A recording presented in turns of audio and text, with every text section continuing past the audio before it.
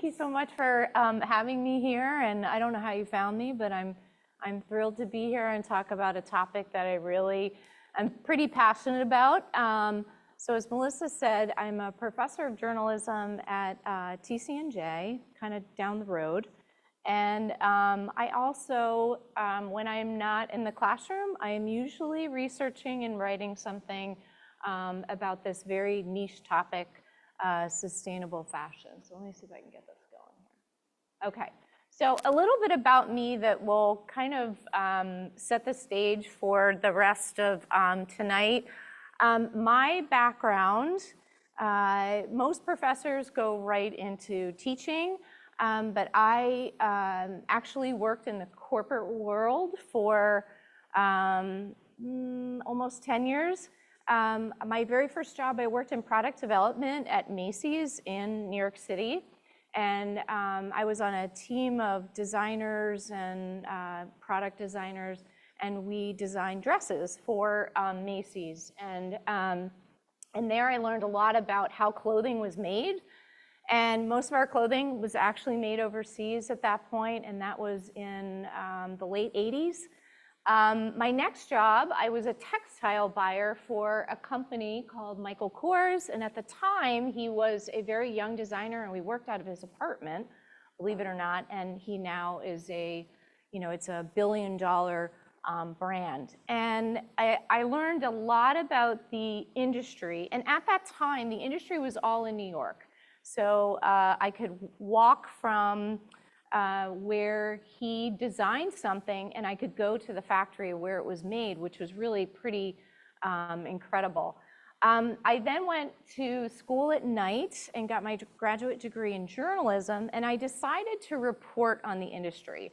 I was always pretty good at writing, and so I decided to write for the trade publication in the industry, and it's called Women's Wear Daily.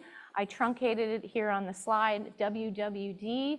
At the time, it was the only trade publication in the fashion industry.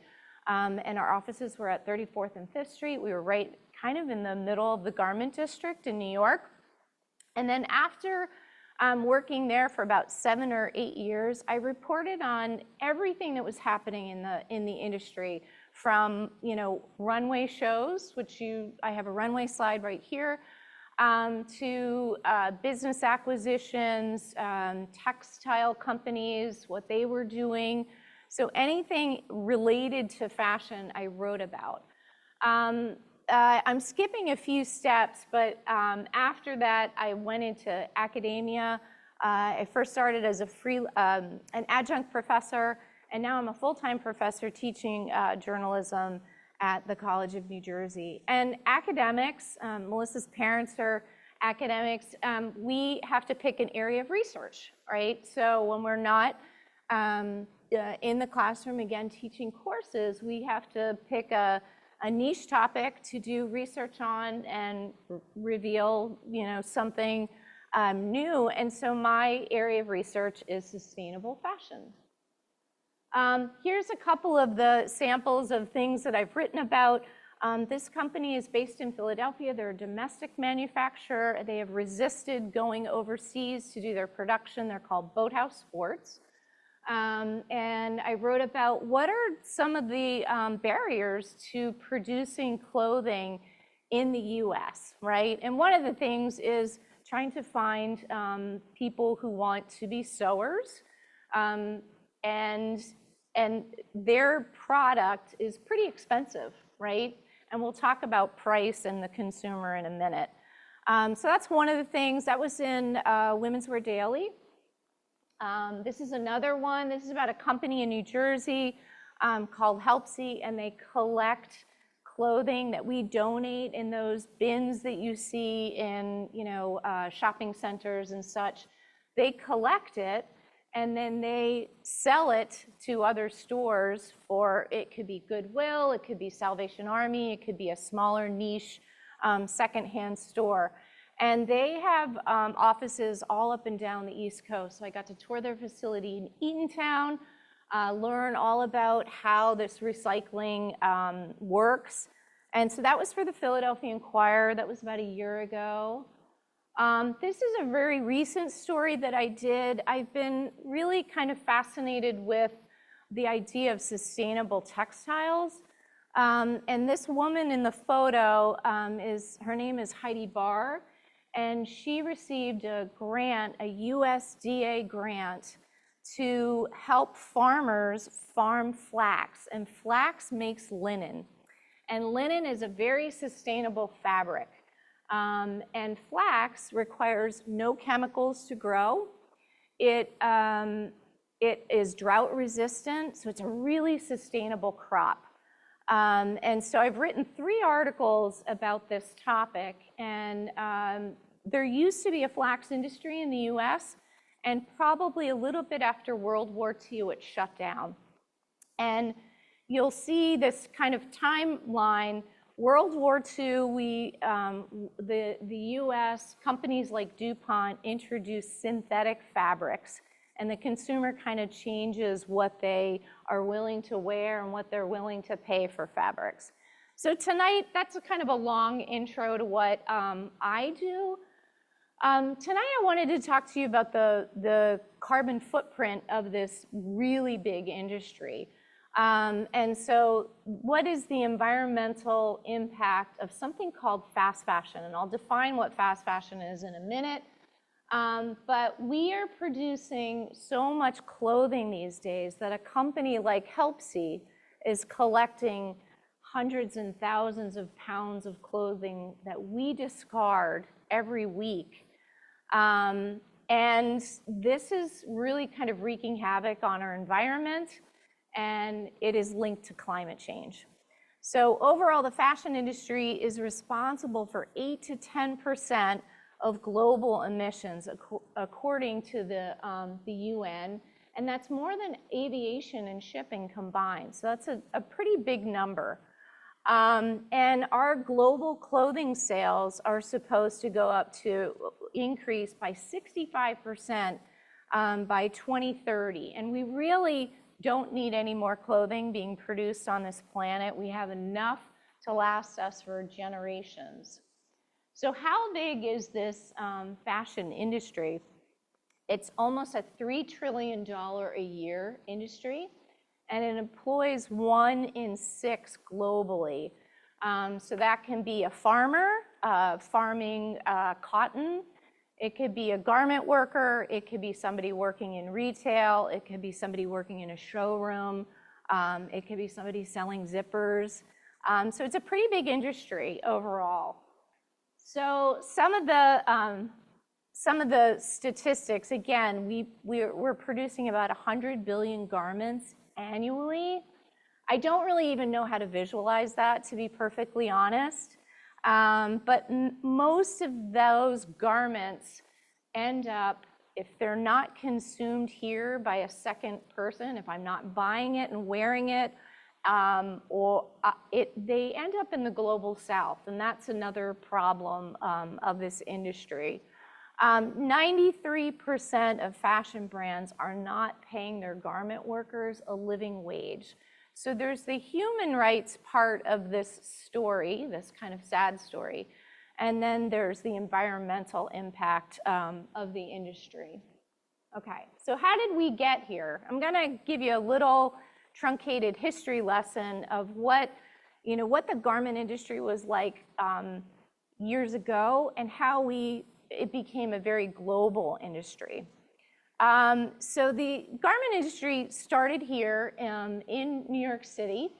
So pre-1900s, people were making clothing in their homes. It was all kind of made to measure, right? And then the sewing machine is invented. And with the sewing machine, we have mass production of clothing. Who's working in the industry? Mostly immigrants, women and children who came to the US looking for work, found jobs in the garment industry. Conditions in these factories were not really optimal. So we're going to talk about what sweatshops were like back then and what they're like now. There were no labor laws. Again, you could work, there There would be children in these factories. They would work really long hours. There are no safety protocols in any of these facilities. The garment workers protested these conditions. Their pleas fell on deaf ears. And about 2 years later, after all these protests in New York City, there was a fire called the Triangle Shirtwaist Factory Fire in Manhattan in 1911. There were no sprinklers in the factory. They think somebody lit a cigarette, and textiles and cigarettes don't really go together. There were no fire exits. It's hard to see from that photo, the New York Times clip, but the, excuse me, the fire companies did not have ladders that went up to the 8th floor and the 9th floor where this factory was located. So sadly, many of the young, a lot of young women, a lot of children, they had no way to get out. And people were really, really angry about this. I'm going to go back to that. After this tragedy, there were, again, people took to the streets of New York. They protested. They said, how could this be happening? More safety laws were put into place, labor laws. People had to put sprinklers into their factories. So it really was a huge wake-up call for the industry. The industry stays in New York for a long time.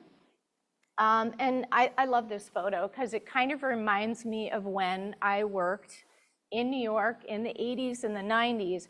This was a very common scene. You would walk up 7th Avenue or Broadway, and you would almost get hit by rolling racks of clothing because they were made right in this garment district, which was 7th Avenue, starting at about 37th Street, going up to about 40th Street, and going a little bit west. That's completely changed now. Most of our clothing was made, New York was the fashion hub, but California was another big place where clothing was made. California, still clothing is made there. A little bit in New York. Philadelphia employed many, many people in this industry. And so, but that changes. And why does it change? I wanted to just kind of backtrack and talk about the consumer in all of this. So I'll talk about the industry and then I'll talk about the consumer. So if we think about post-World War II, people are starting to buy homes, but those homes are smaller, right? I live in a home from 1948. It has small closets. It's not very big. So I can't put a lot of clothing in my house, right? Nowadays, we have bigger homes. We have walk-in closets. And during the 60s, the average American owned about 25 items, would buy about 25 items of clothing a year. Nowadays, that has almost tripled to 70 items of clothing a year. And that's an average, right? So there are people that buy more and people buy less, obviously. Back in the day, when I was younger, we would buy things in a physical store. The store closed at a certain time and we could no longer buy. Now, the store is open all the time because it's an online store, right? So our consumption has really changed because, again, the light is always on in the store. Credit cards were introduced to the consumer in about 1959.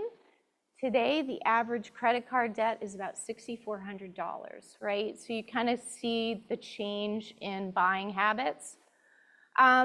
We valued clothing back in the 50s, the 60s, the 70s, the 80s, and then there starts to become, there's a shift, right? We invest in clothing. Clothing lasts a really long time. We mended our clothing. I just heard about your wonderful mending workshop that you had here. Many people don't know how to sew anymore, right? So once their very cheap piece of clothing wears out, they throw it out. They figure, I'll just buy something new because it wasn't really that expensive anyhow. So cheap clothes are much cheaper today, and they don't last as long. All right. So what kind of changes? So in about 1992 and prior to that, there are a series of trade agreements that the US makes. And it makes it much easier for a clothing brand to go somewhere else to make our clothing because labor prices are much, much cheaper. And slowly but surely, the US garment industry starts to leave the US, right? Brands are seeking cheaper labor from places like China, then India, then Vietnam, Cambodia, Bangladesh. And we have what's called the race to the bottom. So brands are now, the consumer is really getting kind of jazzed about these cheaper prices. And, you know, companies like Target go into a factory, they negotiate the rock bottom price that they can, the labor price or the price per good. And, you know, price became really king to the consumer, and the brands went to factories to shop around for those really low prices. At the same time, online shopping surges and malls start to collapse, right? When I was a teenager, like a cool thing was to go to the mall and go shopping in the 70s and 80s, right? Now you go to a mall and it's kind of really quiet and a little creepy sometimes. So fast fashion, and I'll show you what the brands that I'm talking about or the stores that I'm talking about, really starts capturing the attention of the consumer, and it kind of degrades the industry. The industry really leaves the US for the most part. Really not a lot is made here anymore. So about 2 to 3% of the clothing we wear is made in the US. I teach a class at TCNJ, and it's called The True Cost of Fashion. Kind of like that name.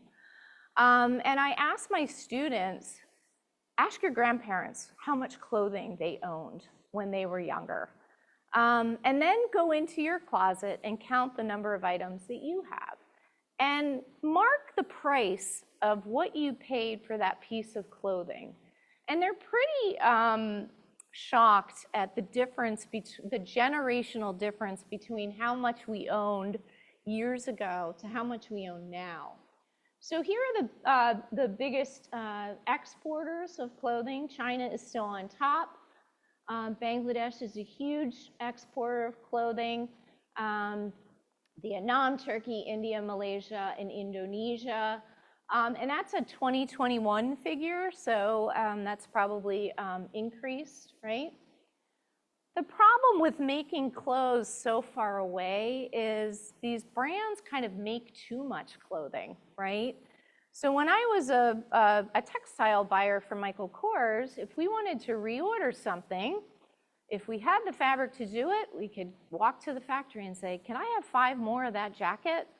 You can't really do that when your production is so far away from your home base, right? So the fast fashion is introduced to, the American consumer and the consumer globally, really. I would say probably about the 90s, early 90s, right? Some of those brands are H&M, Uniqlo, Forever 21, Shein, Old Navy, Zara. A lot of the brands that Walmart produces are fast fashion, Kohl's, Target. You kind of get the idea. Fast fashion was really a way for people to have access to trendy clothing. So what they do is they'll take something that's on the designers for these brands, and I'll give the example of Zara. They will watch runway shows, and within 6 weeks, they could have a complete copy of something that you've seen that's thousands and thousands of dollars in their stores really, really quickly, right? So what was supposed to be this kind of new democratic approach to fashion, fashion for all, instead of waiting years to have something trendy show up in a lower priced store, you could get it very, very quickly and for pennies. They're made in factories where workers are paid less than a living wage and often are subject to really unsafe conditions. And that's kind of the human cost, right? So we have the human cost and we have the environmental cost. These workers do not make a lot of money. They're under very strict deadlines to crank more clothing out day after day after day, and they don't live, very full lives because they aren't making a lot of money, and they aren't able to, they're working till midnight, and it's often in cramped conditions. This is actually not a terrible photo of what a factory looks like, but there can be hundreds and hundreds of people kind of lined up. And, again, it's really not easy work. If you've ever, I'm actually learning how to sew right now. It is really difficult to sew. So imagine sewing, but you have to do it really, really quickly because you have all these targets to reach, right? Okay, so what is a garment worker's life like? In places like Bangladesh, the monthly wage can be around $75 a month, which is really less than $3 US dollars a day. And it really makes it hard for workers to avoid basic necessities like food. They work really, lots of overtime. Again, unsafe conditions, lots of fires break out in some of these factories. You can Google any brand, to be perfectly honest. Nike is a really bad offender, and you'll see the abuses that can go on in some of these factories. They don't really, they're not allowed to unionize, and so again, they don't have a lot of rights. And many of these companies are public companies, so they need to make profits every year, right, for their shareholders. So they need to shop around for the lowest labor prices. That's how they're making more money off the backs of these exploited workers. So this is a photo of, I started my job at TCNJ in 2012 as a full-time professor. And my boss was trying to allow me some time to kind of get used to teaching full-time. And a semester in, this happened my second semester of teaching, and I was still trying to decide what to do my research on. And I said, I want to write about this. Like, this shouldn't be happening.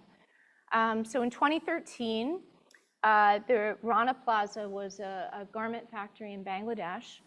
And the workers came in one day and said, you know what? They said to the manager of the factory, it was an 8-story factory, didn't have proper permits to keep adding floors, and they were making fashion for fast fashion companies. And they said, you know what? The building is shaking, there are cracks in the cement, I don't feel comfortable going to work. And basically the manager said, go to work or you have no job. And later on that day, the building collapsed, and it was the biggest industrial accident globally. Everyone paid attention, but we live in this very 24/7 news cycle where a month out, nobody's paying attention to it anymore. What came from that tragedy was something called the Bangladesh Accord, where brands signed a pact basically and said, we commit to investing in these factories to make them safer. A lot of brands are trying to backpedal now. Do we really need to continue to do this? And really, making a factory safe for its workers should be utmost priority to brands. The problem is, it's out of sight, out of mind, right? Most consumers don't know what a factory looks like and what the conditions are. So we see it in this tragedy, and then we don't see it. And so that's the human cost, right? And then the environmental cost, and I think this is part of a green series, is something that is probably easier to write about for me because I have access to sources. It would be very hard for me to try to interview a garment worker. I can't get over there, I don't speak the language. They would be threatened if I went to a factory to try to speak to them. So I do write a lot about the environmental footprint. So as I said in the previous slide, it's responsible for a lot of global emissions. We produce a lot of textile waste. And what's happening is if you're buying something that's very, very cheap, we wear it a few times and we think, yeah, it's okay if I donate it or I throw it out. 66% of our discarded clothing ends up in landfills every year. That number keeps pushing up and up. It's probably closer to 80 now. There's a lot of air pollution from factories that cause health issues in nearby communities and premature death. And we are wearing a lot of polyester. This is probably polyester. I haven't checked my label. I'm wearing a completely thrifted outfit because I wanted to kind of walk the walk. But polyester is a cheap fabric to make, but it's made of petroleum. And so there are a lot of things that are bad about polyester. And in contrast, things like silk and wool use have gone down in terms of our consumption. I would say, like, if you were to look through your closet today, a lot of what we wear is made out of polyester, rayon, synthetics, basically, right? Not great. So many brands use petroleum-based synthetics like polyester and nylon in their clothes. And if we're throwing out our clothes and they end up in a landfill, there are a whole host of problems that happen after they go to landfill. I'm always surprised when people say, I just throw my clothes in the trash, which I've never done. But polyester will not break down in landfill. It can take hundreds of years to do that. Lycra is a huge problem, really doesn't break down in landfill. And so we have a lot of issues. This is a graphic about, again, we're producing 100 billion pieces of clothing a year. We don't need all that stuff, right? A lot of that stuff never gets purchased. It gets incinerated. Then there are respiratory problems. 87% ends up in landfill. We have not figured out, companies are working on that, how to recycle clothing, how, the discarded clothing, can we recycle it? So many times, if you donate something and it doesn't sell, a company like Helpsy, that article that I showed you, some of their stuff gets sent to companies that will shred it and use it for insulation, furniture stuffing, rags, all sorts of uses. But again, 60% of all of our new clothing is plastic, basically, and that's not good. The supply chain for fashion is really long, and in every part of that chain, we're using a lot of finite resources. So, for instance, it takes a lot of water to make a t-shirt, like 1,600 gallons of water to make one simple t-shirt. Raw fiber would be like cotton, right? Look at all of the steps before it gets to a shelf somewhere or a warehouse somewhere for us to buy it, right? All of this requires energy, and it requires things like, again, oil. Rayon is actually made of trees, right? It's made of wood pulp. So we're going to run out of resources because we love to buy clothing so much, right? So this is a very long supply chain, but it kind of gives you an idea. Up that green icon where it says fabric processing. Processing means things like dyeing the fabric, right? That has a lot of chemicals in our clothing that aren't really great for us.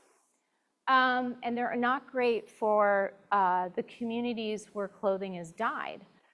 Because a lot of times the effluents, right, the leftover dye gets dumped into a nearby river. And it's used for farming. People are using it as drinking water, and it's really poisonous. So I have this is kind of all depressing, right? So the chemicals, the other chemical that is pesticides, right? Roundup. We spray Roundup on things like cotton to keep the insects away from the cotton plant. The dyes are harmful, and they're causing a lot of public health issues in communities. Finishes, so I love having no iron shirts, but when I learned that no iron shirts have a chemical process, I stopped buying them. I can iron my own shirts. So everything is treated with like a lot of chemicals, which are not great for us. And again, Shein, you've probably heard a lot about Shein of late. And Shein is considered an ultra fast fashion brand. And Shein doesn't have stores, right? They have a website. And so they direct ship to consumers, and they're really, really low priced. And again, a lot of the garments contain forever chemicals and phthalates that are really bad for our systems. Okay, so who's getting us to buy all this stuff, right? I have a 24-year-old daughter, and when I used to shop with her in high school, she hated it.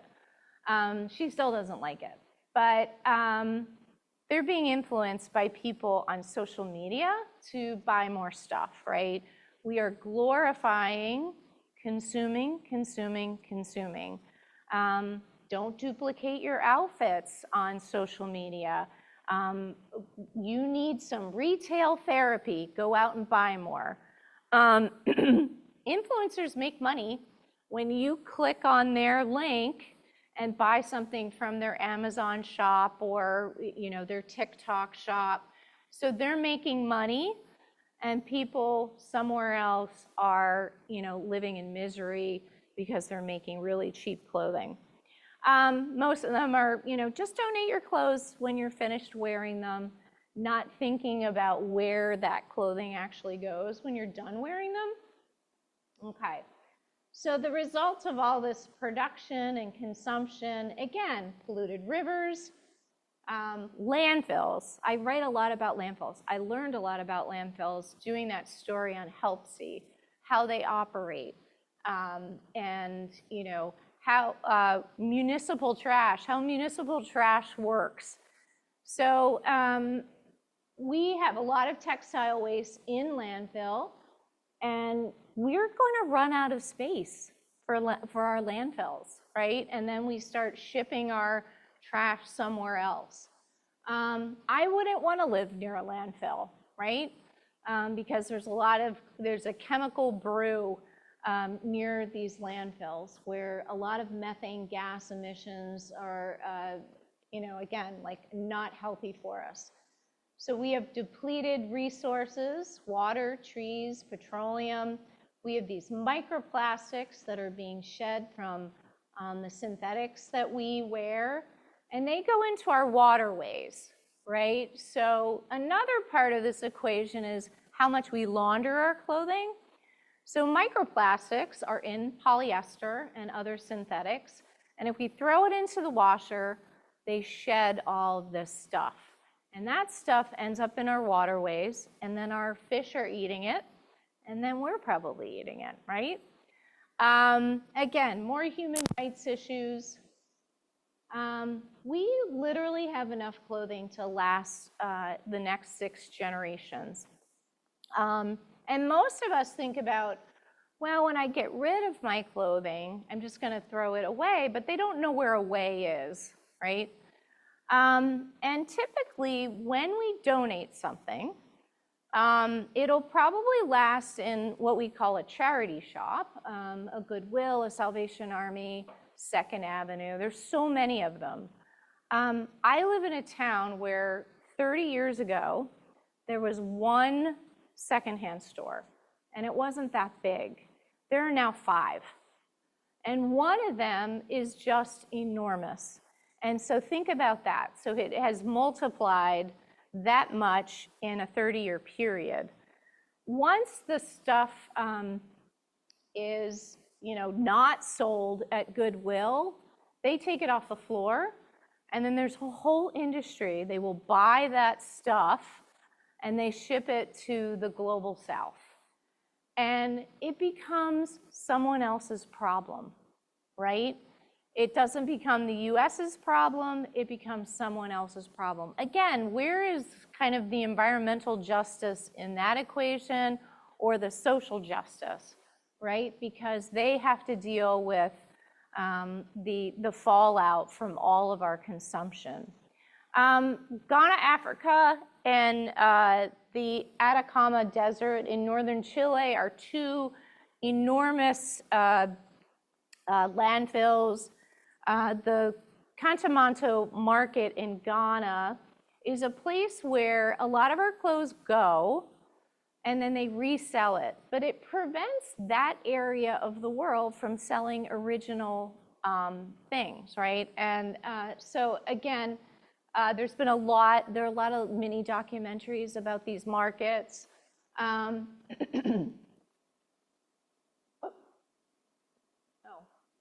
okay.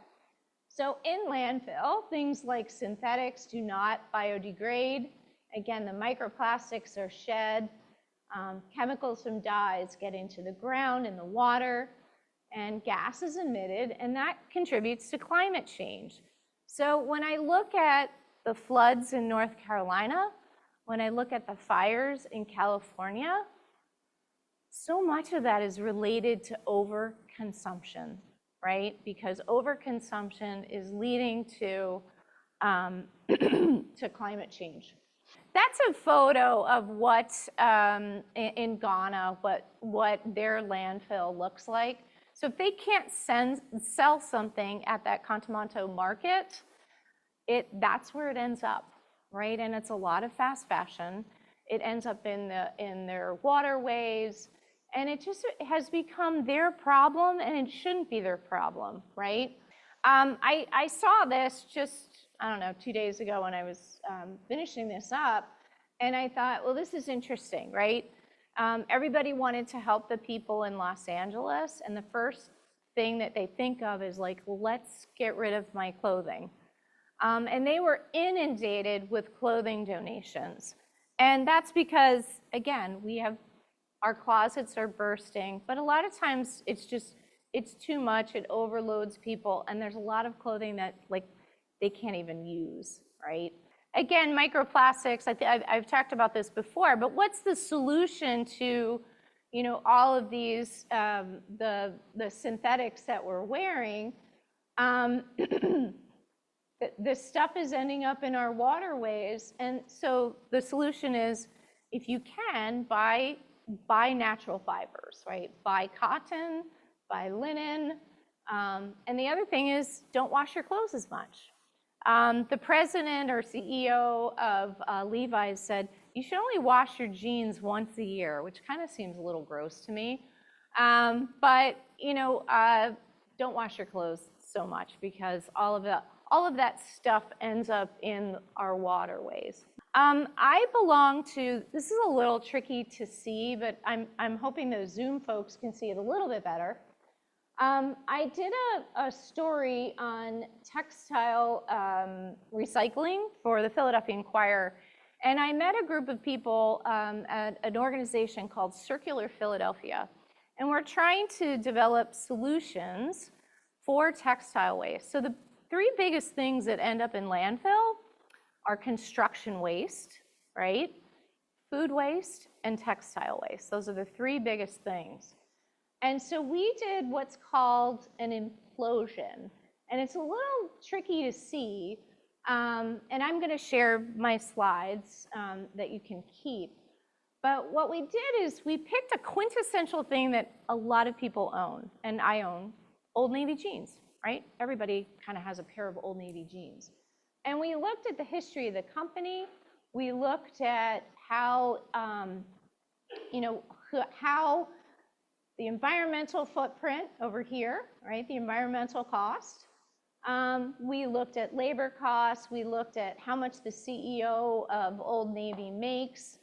all those sorts of things. And then on the back of this, this is actually, so this is in conjunction with Trash Academy, and we had an artist do this whole rendering. We did tons of research. It took us a year to work on this visual. It is currently in an exhibit at the Natural Academy of Sciences in Philadelphia, and it's called the Ecology of Fashion. And we wanted to kind of, let people know what it costs to make a pair of, something everybody owns. Okay, so what are some of the solutions as I'm kind of wrapping up here? And I have a few more slides on this, but so a lot of people ask me, I never want to shame people about buying, right? I love clothing. I think it's a way that we can express ourselves, but is there something that we can, excuse me, do as consumers? And yes, there's plenty that we can do.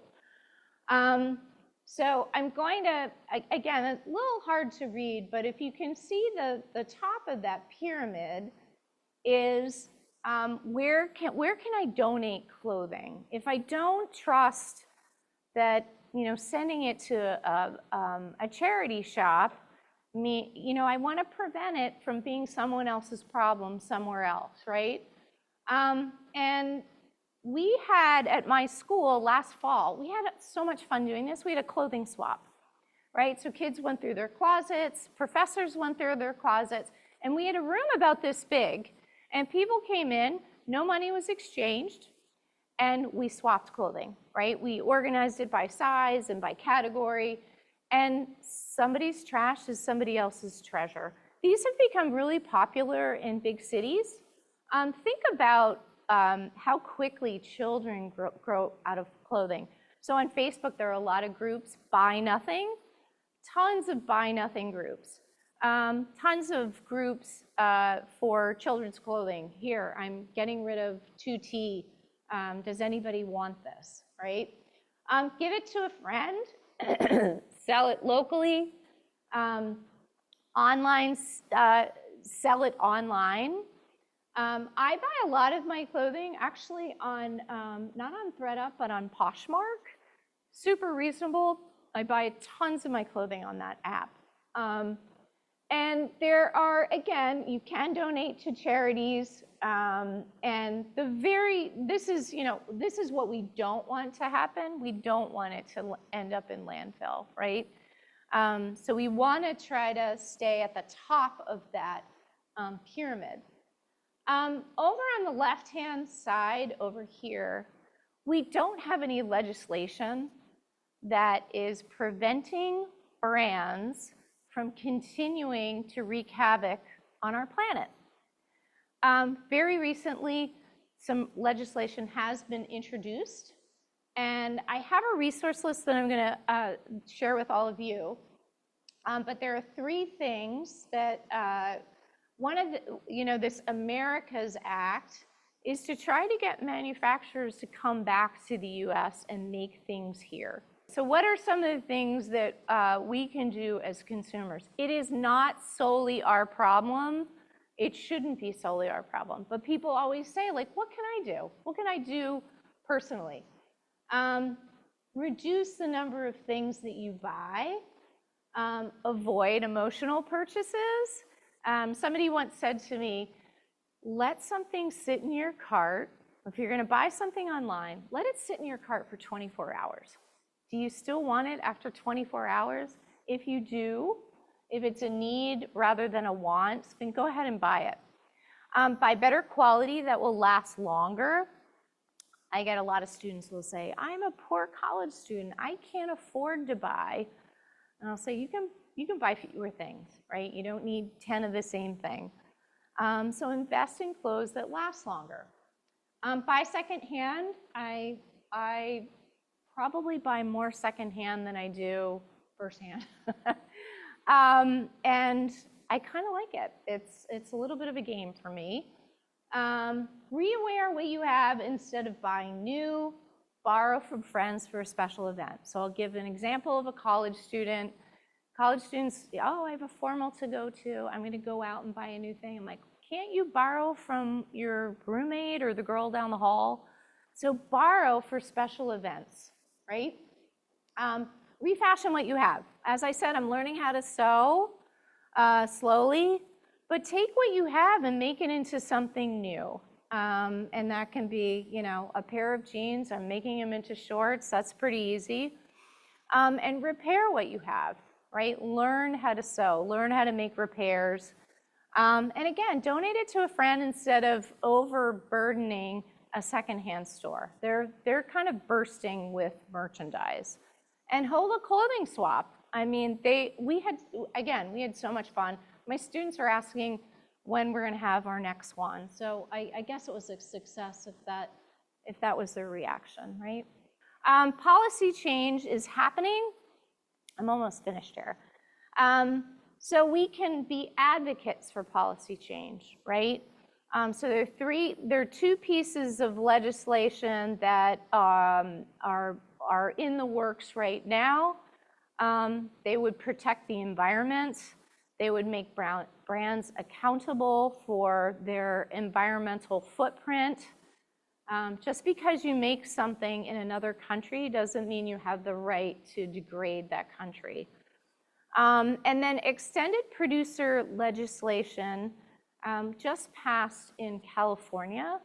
And it, again, instead of burdening a township with how to get rid of something and manage waste, it makes the brand responsible for that. Because right now, brands don't have accountability. We need systems change. So building local supply chains, again, bringing production back to the US. I don't think it's going to happen in the scale that we once had here in this country. Relying less on synthetics. Again, I'm writing a lot about this flax to linen. I interviewed, 10 or 12 flax farmers, and they are paying attention to what is going on in Pennsylvania with this flax project and how we could launch the industry again, and we could fulfill the global need for linen. And it would be a real win for the US and for the environment. And again, can brands be held more accountable through things like extended producer responsibility? Okay. Scientists can also play, they play a part in this equation as well, and they're working on solutions. So I think if I could go back and kind of do it all over again, I'd become a textile scientist. I think that would be a really neat job to come up with solutions so we aren't polluting our waterways, right? Believe it or not, the scientists have developed things like pineapple leather and mushroom leather that is better for the environment. They're still kind of tweaking that. Scientists are working on things like how we take something that could end up in landfill and make it into a new textile. So we're not using more resources. And again, investing in sustainable fabric. So we're scientists. I have a friend who's a scientist at Thomas Jefferson University, which used to be called the Philadelphia College of Textile. There are a lot of schools around this country, FIT, North Carolina State University, they have textile engineering and textile science departments, and they are in the lab studying new types of fabrics that are not bad for our environment. I wrote about this photo is actually from a story that I did for Echo Watch, which is an online publication. And I interviewed people that developed new dyes for denim that are not toxic. And remember, they're probably still popular, but I kind of don't know. Remember when everybody was wearing ripped jeans? I mean, they're still a thing, I know. They actually, you have to physically, the workers who make those distressed jeans, either have to do it by hand using pumice stones. Now, can you imagine all of that stuff, you know, going, you breathing all of that, right? Or they use chemicals. So back when I was a teenager, acid wash jeans were like really popular, and they would throw acid on the jeans. And now we know that that's a really terrible thing to do. So I wrote an article about a couple of companies that have developed these really interesting finishes and ways to dye clothing. And then regenerative farming. So farming practices like, again, growing linen to heal our soil and that sort of thing. That's getting a little granular, but so it will take, I think I'm almost on my last slide, second to last slide. It's going to take all of us, right? It's not all on the consumer, but I think the consumer should, you know, if you're not happy with the way a brand is operating and you learn about Nike and their human rights issues, write to them. They do listen to that stuff. They listen to stuff on social media. They don't want to be called out about what they're doing. And again, scientists are trying to create solutions, cradle-to-cradle fabrics that will biodegrade and not hurt our environment. Government and policymakers, activists, businesses have to put, you know, planet and people before profits. So we need more companies that are willing to make that a business goal, right? Not just profits. And journalists, so I'm a journalist. So I always think like, where do I belong in this equation? And so I wanna either expose a transgression, or I'm kind of more of the positive side. Let's talk about solutions, right? So I try to talk about people who are really doing good in this space. I have a Google Doc that I sent. There's really wonderful documentary films, podcasts, books. We're in a library. There are a lot of really good movies. In 2015, I kind of borrowed the name from a documentary film called The True Cost. Came out in 2015, and it's a movie that I show my students because it shows the human cost and the environmental cost. And it came out in response to the factory collapse in Bangladesh. And it was kind of like this call to action, like, what are we doing? Why is this happening in our world? So it's a really good film. And there are a lot of other films about, again, environmental impact, consumerism. There's a new film that just came out called Buy Now. It's on, I think it's on Netflix. And it's about this, our society has become such a consumer society. And like, how did we get here? And what are the costs of that? So I have books, podcasts, other websites. I have a site that may be helpful to you where you can kind of look at what brands are more sustainable than other brands. Well, thank you so much. Thank you for having me. I really loved being here. And